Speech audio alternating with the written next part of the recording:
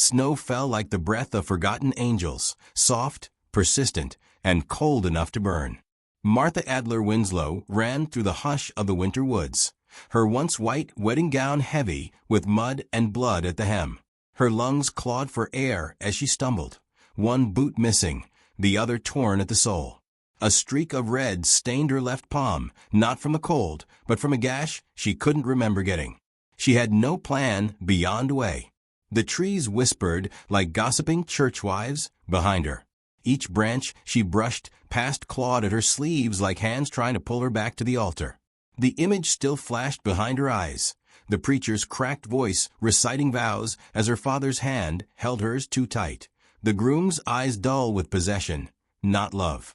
Elijah Cray, respected landowner, 32 and empty of kindness. His smile belonged to his mother's parlor, and his hand to Martha's. Throughout the night he promised obedience. She believed her silence would be safer than protest. She was wrong. Now, the bones of winter creaked above her as night crawled in. Her breath fogged like smoke, trailing behind her in the dying light. She wrapped her arms around herself as if she could still hold the warmth of defiance. She'd left the churchyard at a run, before the final hymn. No horse, no coat, just a bag of dried apples stolen from the side pantry, and her mother's silver comb clutched in her skirt pocket like a relic. Her stomach turned, not from hunger, but from a child nestled inside her. A quiet truth barely showing beneath the folds of ruined lace. A secret that made her escape not just selfish, but sacred.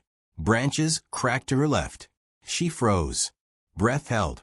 A low growl followed. The wolves had found her. First one, its coat shadow dark and eyes pale as moonlight. Then two more, slinking between trunks like ghosts. Martha backed against a tree, hands shaking. They didn't rush her. They watched, ears twitching, tails low, hunger ancient in their gaze. She reached for a stick, found only brittle twigs that snapped at her touch. She whispered a prayer that stuck to her lips like frost. Not for rescue, just for a little more time. Enough to feel wind on her face before teeth found her neck. Then crack. A gunshot split the silence like Judgment Day. One wolf dropped, jerking once before stillness took it. The others bolted, their shapes swallowed by the trees. Martha stood, breathless, body trembling. Her knees gave out before she heard the footsteps. He stepped into view with no fanfare. A tall man in a battered coat, rifle still warm in his hands. He had a face weathered by seasons, not years, the kind that held stories in the lines around the eyes. His hair was dark, scattered with gray, his beard unkempt. Not cruel, not soft, watchful. He said nothing at first. Just looked at her like she was something half broken and half beautiful, a thing he wasn't sure whether to mend or leave untouched. "You're bleeding," he said, voice low as the wind. Martha tried to stand, failed. The man lowered his rifle, approached with caution. Not like a savior, like a man who understood how fear lives in silence. "I ain't here to hurt you." She wanted to believe him, but belief was a luxury she'd spent. Still, her body tilted toward his shadow. He bent, scooped her into arms that felt carved from oak. She expected pain, judgment, even questions. Instead, she found warmth. His coat smelled of pine smoke and leather. He walked with careful steps, never jostling her more than needed. They reached a small lean-to pressed against a granite outcrop. Smoke curled from a chimney pipe, the scent of ash and dried meat thick in the air. He opened the door with his boot, carried her inside. The cabin was spare, bedroll near the fire, shelves lined with jars, traps hung from wooden beams. No woman's touch, just order, survival. He set her down near the hearth, wrapped a coarse wool blanket around her shoulders, and knelt beside the fire to stir the embers back to life. A pot of broth, already warm, was ladled into a tin cup and handed to her without a word. She drank because the warmth cut through the fog. He sat across from her, cross-legged, silent. "You got a name?" he asked eventually. She considered lying, decided against it. "Martha." He nodded, as if that were enough. "I'm Silas." No surname. No questions. Her gaze dropped to her scraped hands, then the fire. She could still feel Elijah's fingers around her wrist. Still hear her father's voice behind the pulpit, calling obedience a virtue. But here, no voices rose. Just a quiet crackle of firewood and Silas's presence, steady, unthreatening. "Was it wolves that got you?" he asked. She nodded, though that wasn't the truth of it. Wolves hadn't hurt her. Men had. "You're safe now," he said simply. That, too, wasn't entirely true. Safety was a dream, not a destination. But she wanted to believe it. And that wanting was almost enough. She slept then, curled near the fire, the blanket gathered around her like a second skin. In her dreams, she heard wolves circling again, but this time they waited outside while she sat by firelight in silence, and someone else kept watch. When morning came, the world was blue with snowlight. Silas moved quietly through the cabin, slicing bread, boiling water for coffee, tending to traps with a quiet rhythm that spoke of a life lived in measured solitude. Martha watched him from beneath her lashes, unsure where her place was in this piece. He noticed, didn't speak, just offered her bread and stood near the door, sipping from a tin cup, waiting until she ate. It felt like grace. After breakfast, she tried to stand again. The pain in her ankle lanced through her. She winced, grabbed the wall for support. Silas was there before she could fall. "You need rest. The storm ain't over." "I can't stay," she whispered. "You already are." She looked at him then, truly looked. The way he stood a little crooked, like one shoulder still remembered a wound. The way he didn't meet her eyes for too long, as if afraid he might see something too honest in them. Or perhaps afraid she'd see too much in his. "You live out here alone?" "By choice." "You don't talk much." "Only when it matters." She nodded. Somehow, she understood that. The day passed slow. She dozed. He read from an old leather journal. Outside, the wind howled but never entered. She thought of the church bells that never rang, the vows left unfinished, the child inside her who might someday ask where they came from. She didn't have the words yet, but maybe someday she would. That night, she couldn't sleep. Not fully. She sat by the fire, fingers brushing the silver comb in her pocket. Silas sat near the door, whittling something with a small blade. The silence wasn't empty. "You didn't ask why I was in the woods," she said quietly. Silas didn't look up. "Figured you'd say when you were ready." She didn't speak for a long while. Just watched the flames sway. Then, slowly, as if offering something fragile across a river, she said, "I left a man who would have ruined me, and a father who already had." Silas didn't move, didn't interrupt. "I ran because I was tired of being someone else's lesson." He nodded just once. "You're not the first soul to find these woods because nowhere else would take them." Martha let the firelight bathe her hands. They looked less like a runaway's now, more like someone who had chosen. Outside, snow still fell. Inside, warmth returned in cautious inches. And though neither of them said it, something unspoken settled between them, that maybe tomorrow she wouldn't leave. Not yet. Not with wolves still out there, and a man beside her who offered silence like safety. The fire cracked low in the stone hearth, casting warm flickers across the cabin's wooden bones. Morning came slowly, filtered through frost-glazed windows, painting the room in a hush of pewter light. Martha stirred beneath the wool blanket, muscle stiff, ankle throbbing with every movement. She blinked up at the rafters and remembered wolves, blood, snow, a rifle blast splitting the silence. And then the man who had said little offered less, and still made space for her to breathe. Silas Thorne. He sat at the table now, back to her, sharpening a knife with steady strokes.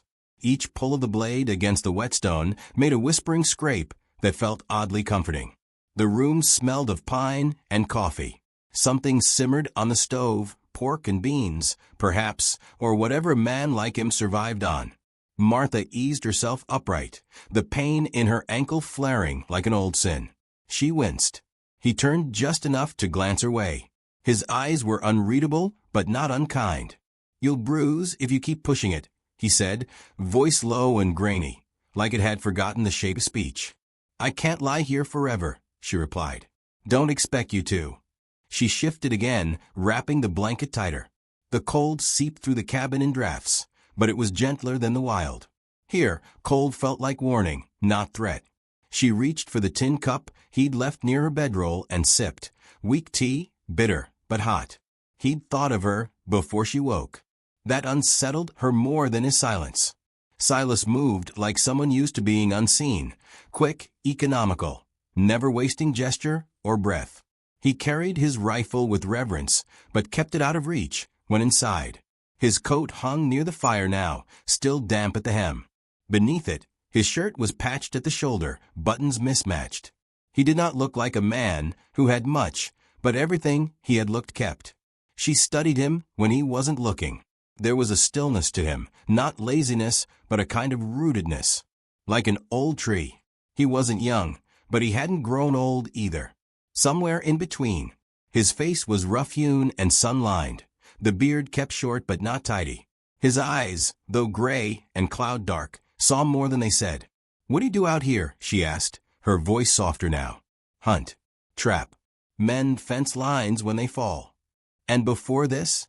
He paused in his sharpening. Before's long gone. That was all he gave her. Not out of rudeness, she thought, but because he hadn't yet decided whether the past needed to live in the present. She respected that. She had her own ghosts with heavy boots. By midday, he helped her to a chair. He didn't hover, didn't touch more than necessary. One hand beneath her arm, strong but careful. Once she was seated, he went back to splitting kindling with a hand axe. The rhythm of his work filled the space with something like safety. She found herself watching the way his hands moved, the patience of his tasks. Men like Elijah moved with possession. Silas moved with purpose. She cleared her throat. "I can help. Chop vegetables, or sew if you've got tears. You rest." "I don't like resting. Makes me feel useless." He looked up at that. His gaze lingered on her a moment, longer than it had before. "You're not useless," he said simply. "You're healing." The words landed heavier than they should have. Maybe because no one had ever told her that healing was allowed. She'd always been expected to endure, to smile through the bruises, to be better before she was ever broken. That afternoon, a storm crept in. Not heavy, just enough snow to whisper against the windows, enough wind to make the door creak on its hinges. Martha sat near the fire, needle in hand, darning a wool sock with practiced ease. Silas offered it to her without asking if she could. He seemed to understand that some things a person needed to give without being asked. They didn't speak much, but the silence between them began to shift. Not awkward, not strained, just still, like a lake in winter, waiting. Near evening, a knock came. Martha startled, needle catching her thumb. Silas moved without hurry to the door, opening it to reveal a small, sturdy woman wrapped in a bare pelt and a sour expression. She carried a basket and a scowl that didn't quite reach her eyes. "Brought you more apples," she grunted. "And beans. Ain't your season to starve." "Appreciate it, Maddie." The woman peered past Silas into the cabin. Her eyes landed on Martha, sharp and appraising. "You're not his usual company." Martha straightened, tucking the sock beneath the blanket. "I'm not company. Just passing through." Maddie sniffed. "Aren't we all?" She stepped inside, uninvited, boots tracking snow onto the boards. "Well, I'm Maddie. I live 2 miles east. Silas checks my traps when the cold gets to my bones." "He checks more than that," Martha murmured before she caught herself. Maddie chuckled. "Don't let his quiet fool you. Man's got more mercy in him than a chapel choir. Just don't expect him to say it." Martha glanced at Silas. He didn't respond, didn't deny it. Maddie set the basket down and turned to Martha. "You look like you've been through the ringer." "I have." "Well, you're here now. Might as well keep your feet warm and your words honest."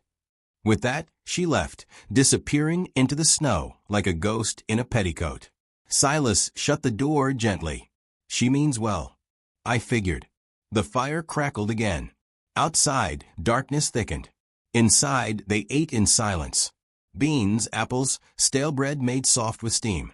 It was the kind of meal that would never impress, but never betray you either.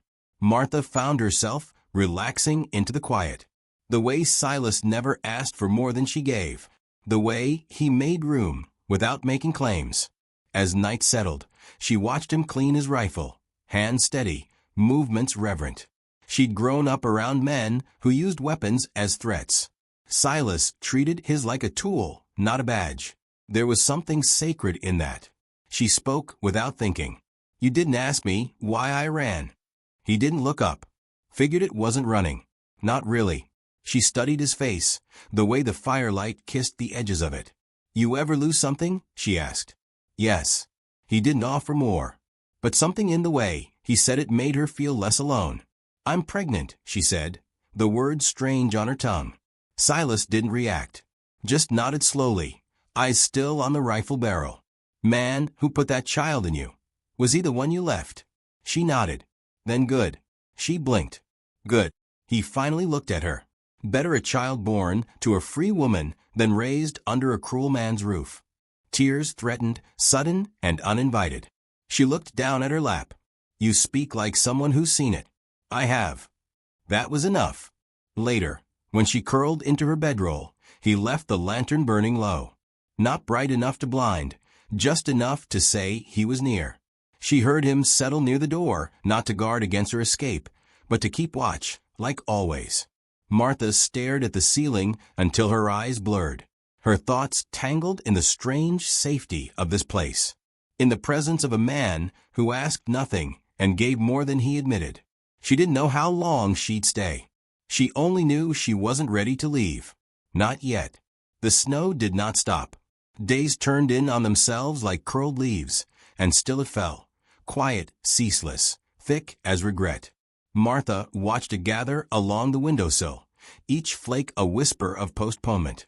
She'd told herself she would leave when her ankle healed, when her strength returned, when the trail cleared. But now her foot moved with ease, the pain a dull memory, and the storm seemed less a barrier and more an excuse. Silas never said a word about her staying. He simply made another stew, boiled water for the basin, split wood each morning without asking for help, but never refusing it either. His silence was a space she hadn't known she needed. She began sweeping the cabin floor each morning. The act gave her purpose, rhythm. She sorted the jars on his shelves, sewing patches into the seat of his work trousers, folding linens he hadn't used in seasons. He didn't protest her touch on his things. He didn't ask what it meant. Neither did she. Some days they hardly spoke at all, and yet those were the days that felt full. She sat near the fire mending socks, while he sat at the table carving snares. At night, they played checkers on a board scratched into the wood with burnt coals.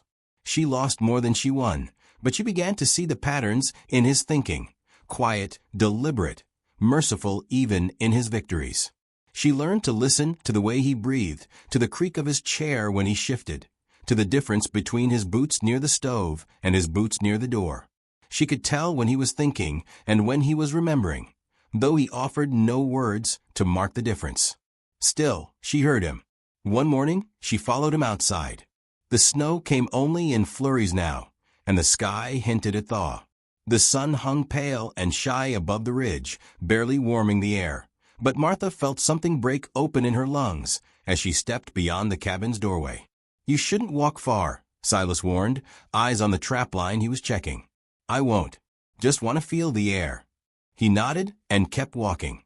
She trailed behind, one hand brushing low pine branches, the other settled on her belly. The baby was moving more now. Not strong kicks, but little flutters like promises.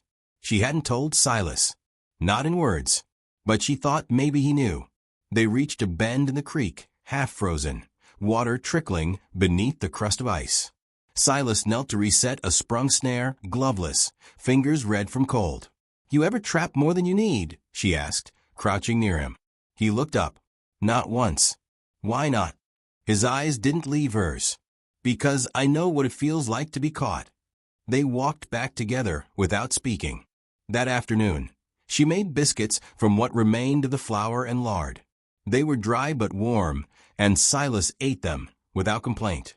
He handed her a sliver of smoked trout from his stores, a quiet thank you.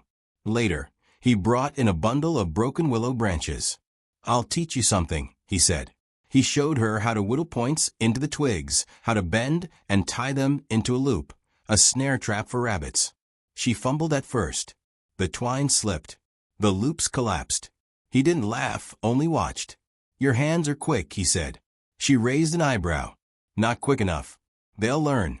She smiled then, the first real one in days.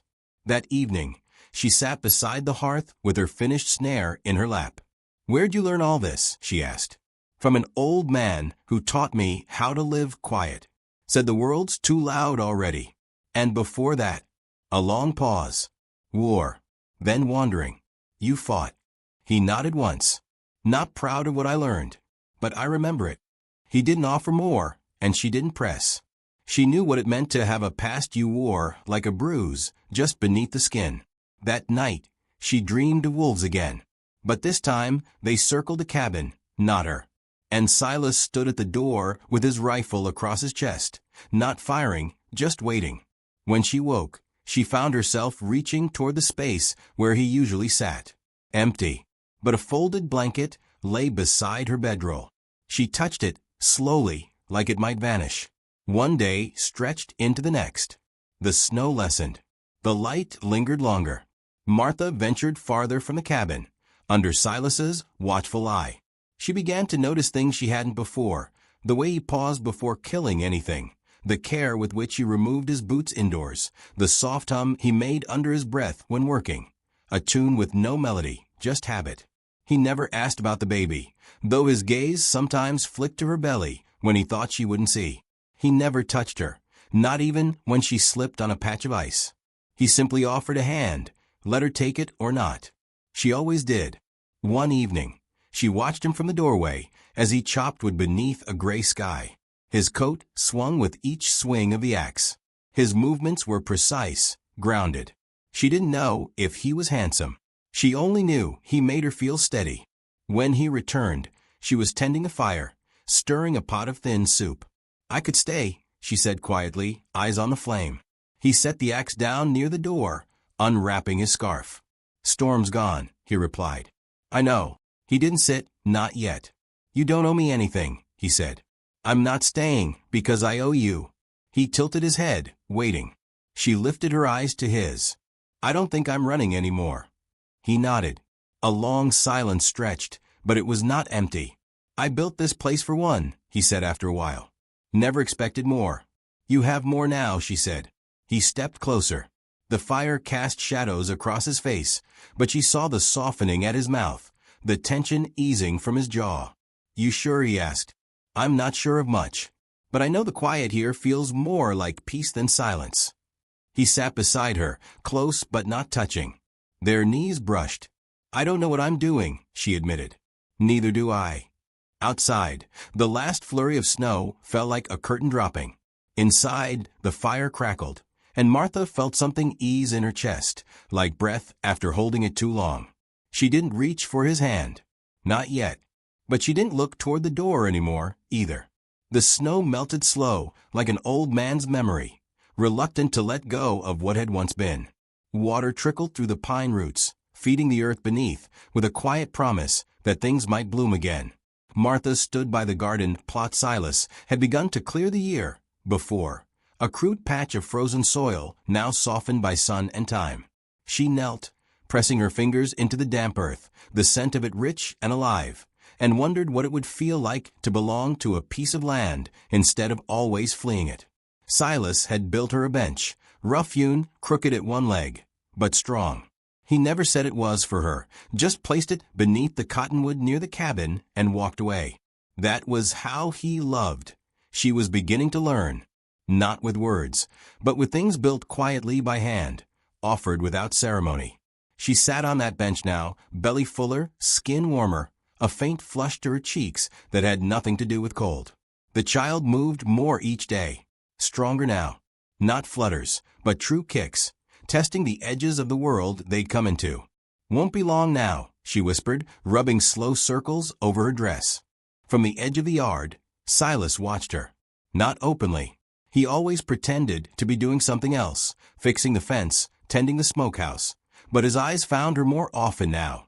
He'd started leaving a tin mug of water beside her chair, extra sugar in her tea, an extra quilt folded at the end of her bedding. Little things. But little things carried weight.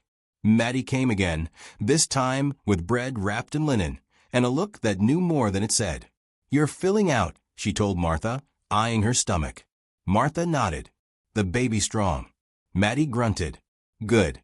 Weak ones don't survive here." She paused, squinting at the garden. "He built you a bench. Lord, I've known Silas 20 years, and I've never seen him hammer a nail for anyone but a dying horse." Martha didn't answer. She just ran her fingers over the grain of the wood beneath her. Maddie's tone softened. "You staying?" Martha looked toward the cabin. Smoke curled from the chimney. Inside, a man moved with careful hands, and silence wrapped around her not like a cage, but a home. "I think I already have." Maddie left her a jar of blackberry jam and walked off without another word. That night, Martha sat at the fire, darning one of Silas's shirts. He watched her from across the room, fingers steepled, the light catching in the silver strands of his hair. "Was thinking," he said slowly, "we could build a fence around the garden. Keep the deer out." Martha smiled.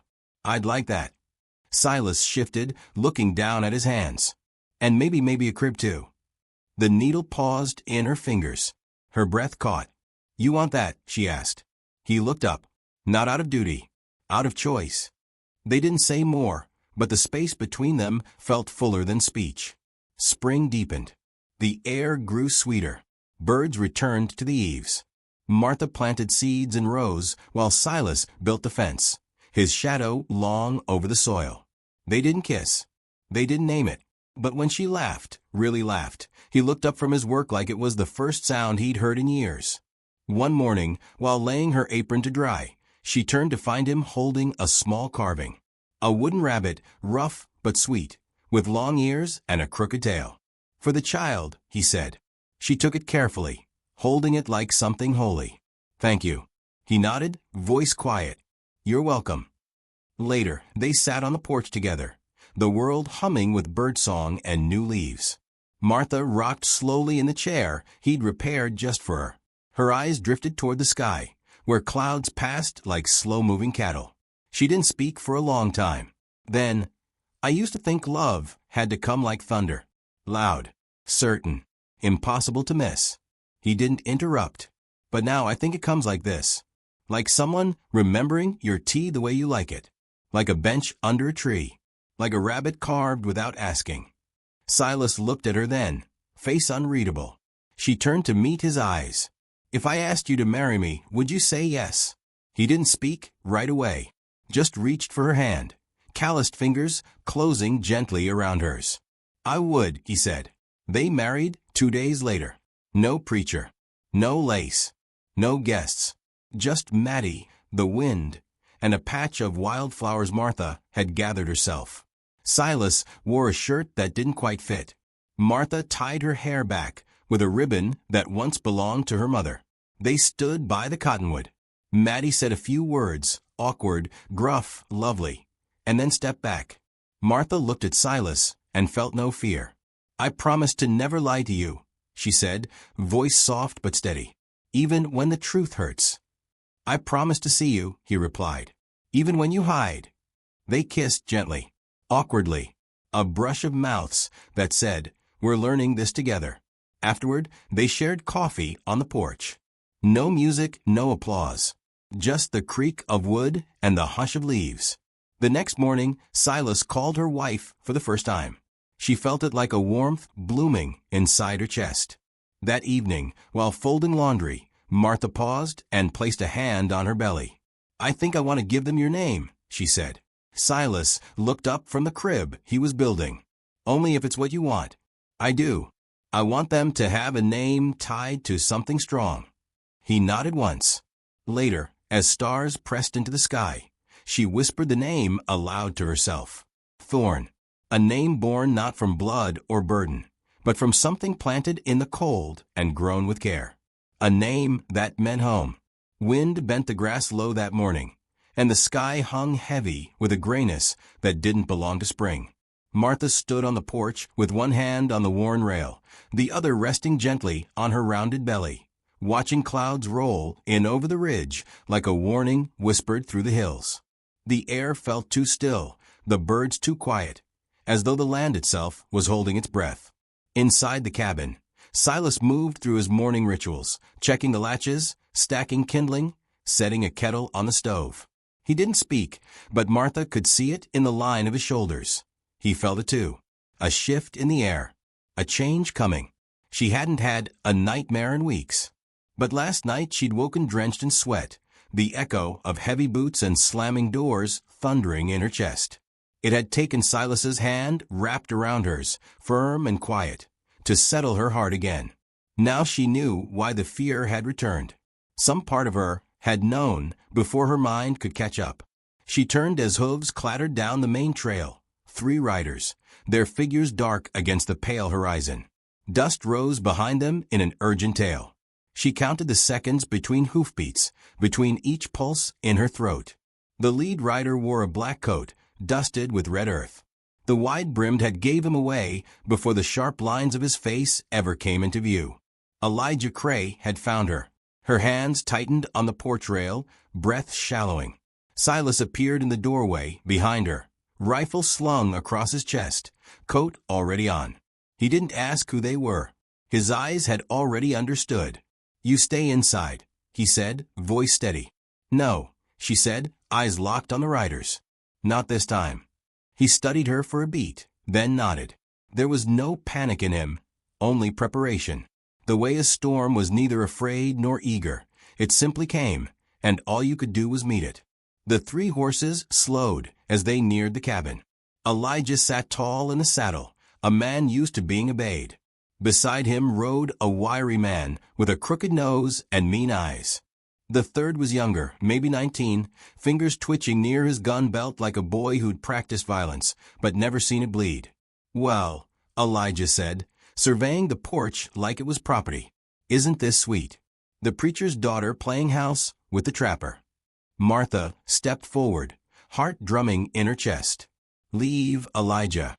You've no claim here." He smiled, but there was no joy in it. "You're still my wife in the eyes of the Lord." "I never said the words." "You had no vow, only control." "You're carrying my child." She did not flinch. "No, I'm carrying mine." The words settled like stone between them. Silas stepped down from the porch, planting himself between Martha and the riders.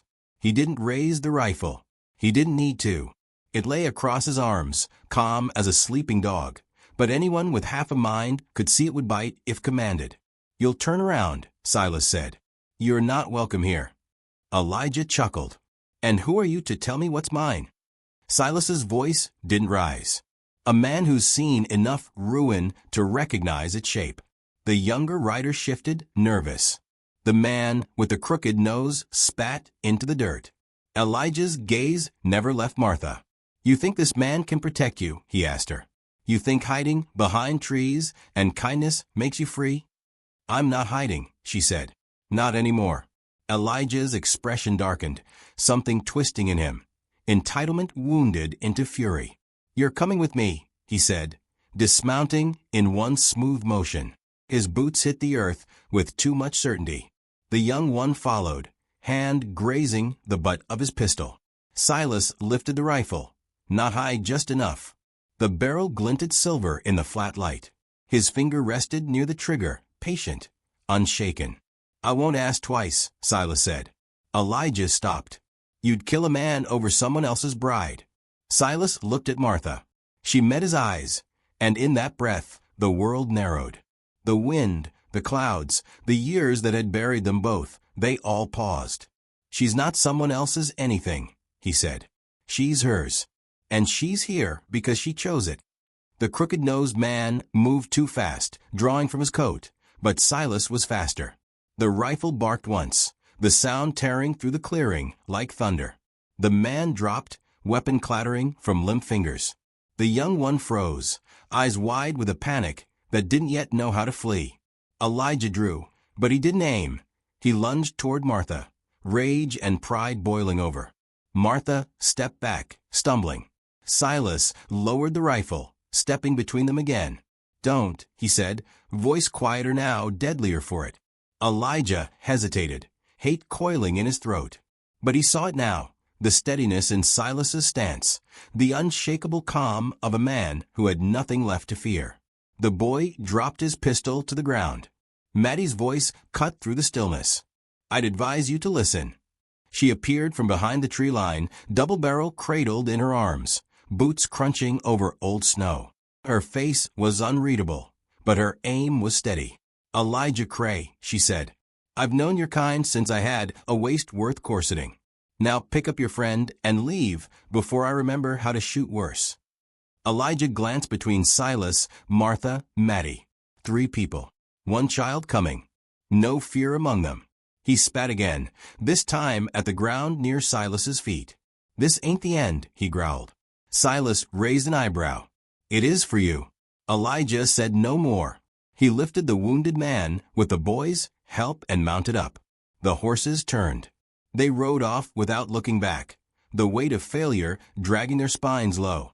Martha didn't exhale until the dust settled. She turned to Silas, tears gathering but unshed. "You didn't hesitate." "I never would," he said.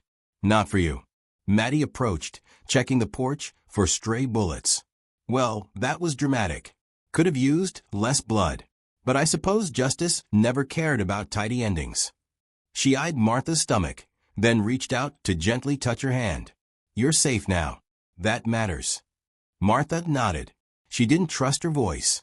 Maddie tipped her hat. "I'll send word to the sheriff. He owes me 3 pies and a favor. That man won't come sniffing around again." Then she left, as sudden as she'd come. Inside, Martha sat by the fire, trembling not from fear, but the unraveling of it. Silas knelt before her, one hand on her knee. "You all right?" he asked. She nodded. "I will be. You don't have to be strong now." "But I am," she said, "because I finally got to choose." He leaned forward, brushing a hand against her cheek, and this time when he kissed her, there was no hesitation, no sorrow. Just 2 souls who had carried pain until it bloomed into something softer, something worth keeping. That night, she lay beside him in bed, her body curved toward his like it had always known the shape. Outside, the stars scattered across the sky in quiet approval. "I used to think I'd never be more than what they said I was," she whispered. "A preacher's daughter. A man's mistake. You're neither," he said. "You're fire and will and home." She pressed her face against his shoulder, tears sliding into the fabric. "And you?" she asked. "I'm just a man lucky enough to see it."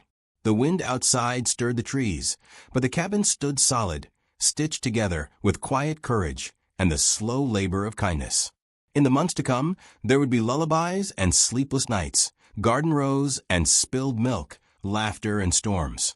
But this moment, this day, would live in the marrow of them both. The day they stood their ground. The day they were no longer hunted. And far beyond the ridge, the wolves howled, but not in hunger. They howled as witnesses, their voices echoing through the valley like a benediction. Some stories end with a bang. This one ended with a stand. And from that stand grew a family no fire could burn, no storm could scatter. Only time would carry it forward, and love would keep it rooted.